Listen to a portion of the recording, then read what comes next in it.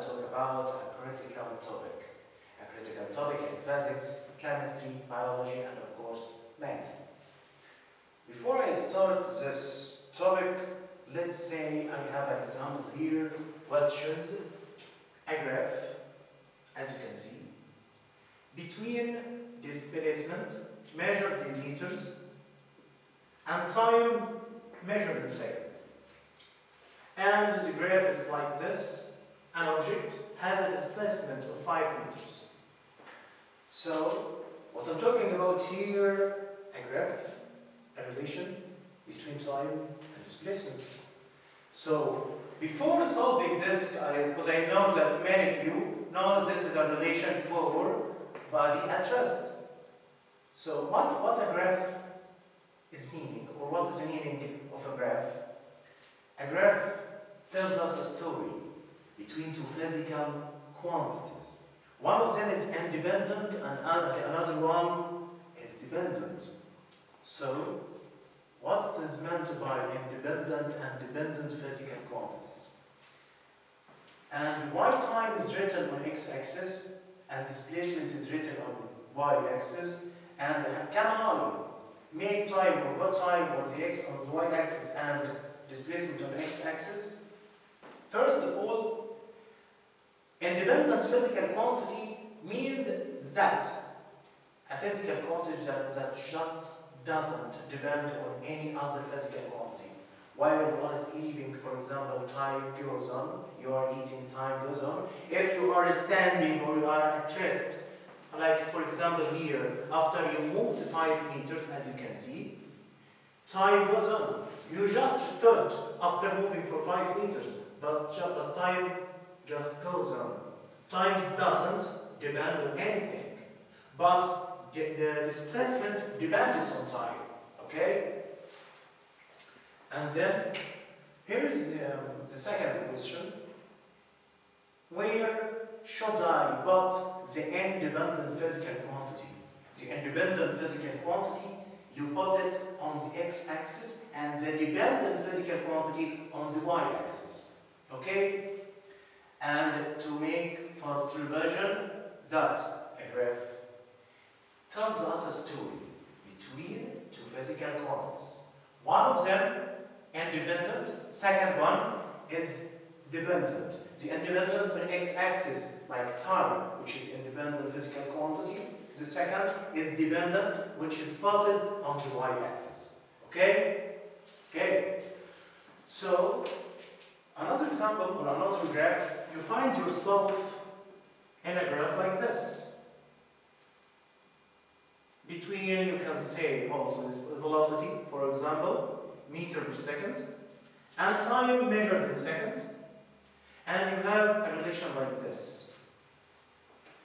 Of course, you know from your previous studies when you learned that when you have a graph like this, you say, first of all, mister, if I want to know the acceleration of power, or if I want to know the slope, mister, slope, it's easy. Slope, you can say from here, equals delta y divided delta x. And if I have numbers for this, just 1, 2, 3, 4, the same here. How can you get the slope of this? By using the rule delta y divided delta x. You just draw a triangle as you learned before. Get two values of y-axis of these 2 points, and getting two values for x on x-axis for the same points. So you find yourself obtaining slope equals what? Delta y, 4 minus 2, divided 3 minus 2 equals 1. So my question is, why I said delta y divided delta x, not the opposite? Why not delta x divided delta y? First, you have to know, when you talk about a graph like this and you have a straight equation to describe it. So the equation which describe the straight line y equal mx plus c. So what about y mxc? On the graph that you see here, I have two graphs. This is y-axis, x-axis, y-axis, x-axis. So, okay, with y and x. What about c? C is the intersection of the straight line with the x-axis. Sorry, with the y-axis. Here, the intersection, as you can see, and here's the intersection. The intersection for the value of c, for example, let's say this is 3, so the value of c here equal 3. And here, let's say c equals -1. Okay? But in our case here, what's the value of c, which means the intersection of c with y-axis? Yes. The value of c in this shape, or in this figure, or in this relation equals 0. So I find that this ratio can be written as y equal mx. Mister, what is c? C equals 0 here, because the intersection is with 0. Okay? So m from here, as you can see, equals what? Y divided x. What is m? Here is m, the slope.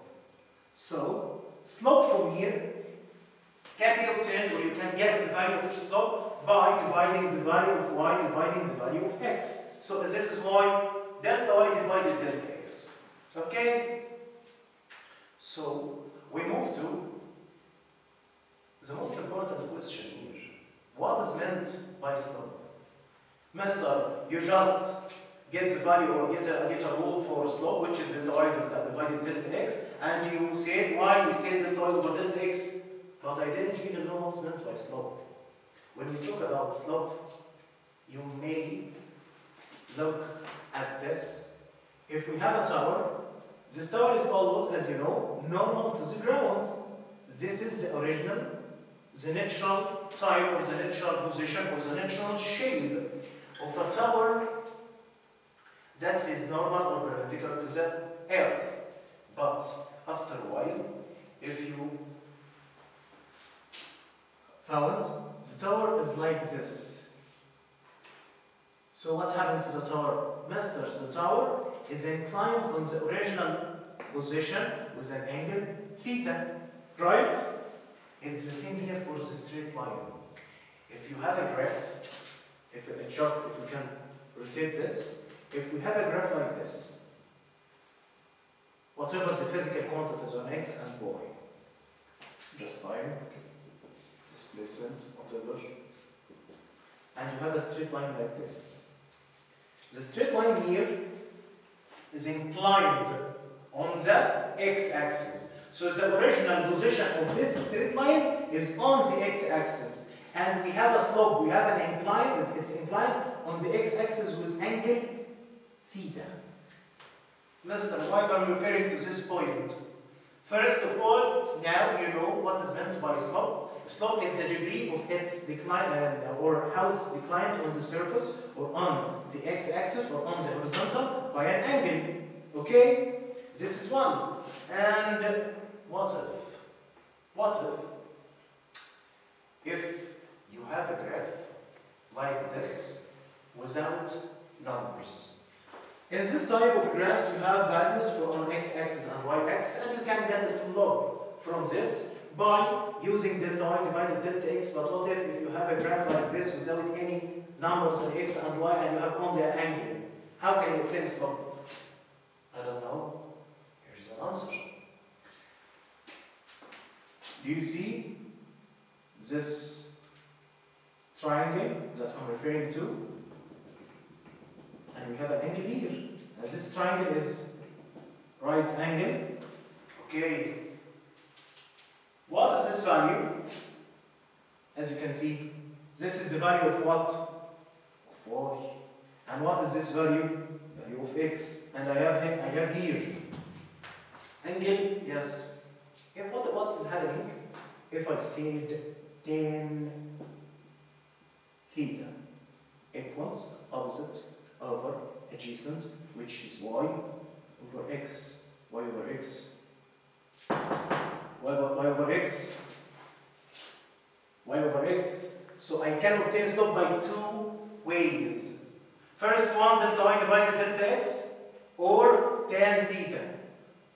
And you have to know where is this theta is located. Theta is the angle between the straight lines that you are dealing with, and just concentrate with what I'm saying here, straight line, not a curved line. The straight line and the x-axis. Okay? So, if this angle is, for example, 45, so slope of this straight line equals tan 45, which equals 1.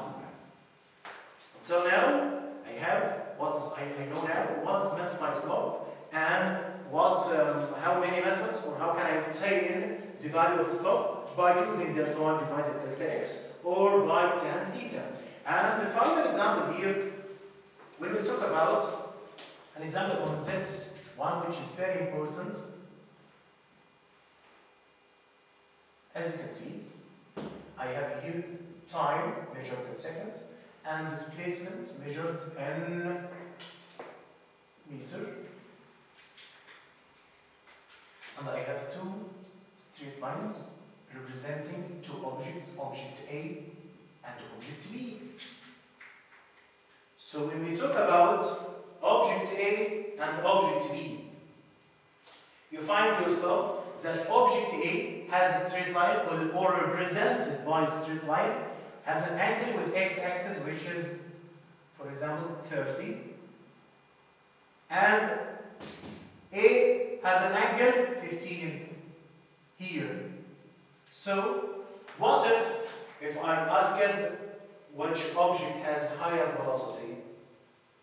So many of you, when they see a graph question in the exam, just leave it. Why? Because many of you just don't like graph questions. Okay? Because there is not much that information that you can find it from here. I have here time and just displacement. How can I obtain velocity? How can I get velocity from this graph? First of all, and here's a rule, when you find a graph, and you know first you have to look at the physical quantity on x-axis and the physical quantity on y-axis. And if you have a straight line, just obtain the slope. Slope of which object? Object B, for example, equals what? Master, delta y divided delta x. Do you have numbers here to say delta y divided delta x? No, master. Then, what is the next one, or the other formula to obtain slope? Tan theta. Tan theta, which equals tan 30. Okay, what slope here refers to? Master, slope equals delta y divided delta x. What is the physical quantity on y-axis? It's displacement. What is the physical quantity on x-axis? It's time. What is this? D over t, it's velocity. So, when I talk about slope here, by its meaning, it represented what? It represented the velocity of object what? Of object B. What is the value of the velocity of object B? It's just tan 30. Okay? So, here is another question. What is the velocity of object A? Master, it's easy. You can say slope of object A equals just tan theta equals tan 15. Wrong. This what most students make mistake here. Theta is the angle between the straight line and the x-axis. This means on this angle, which is 45 degrees. So, slope here equals what? Tan 45. And tan 45 is what? Is the velocity of object B. Sorry, object A. Okay, so now I find that I obtain the velocity of object P and the velocity of object A. Another formula or of questions on this type of problems, that if he asked about the ratio between of the velocity of object A and object B, this is type of questions. And now make a quick revision on what we have seen. First of all, what is meant by graph? Graph is just a man just telling us a story between any two physical quantities. One of them independent and the second one is dependent. The independent physical quantity is plotted on the x-axis and the dependent physical quantity is plotted on y-axis. Okay? Second question, how can I obtain the slope of a straight line?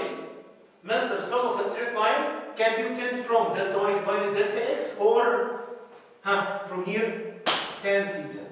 But before obtaining the value of or the rule or getting the formula of a slope, first of all you have to know what is meant by slope. Slope, it's the angle, okay, which by or tan the angle which by the straight line inclined on the x-axis. Okay, and here, if you don't have any values on x and y, you can obtain the value of the physical quantity that the straight line representing by getting tan theta for the first line and tan theta for the second line. And what's, for example, if we have a graph like this,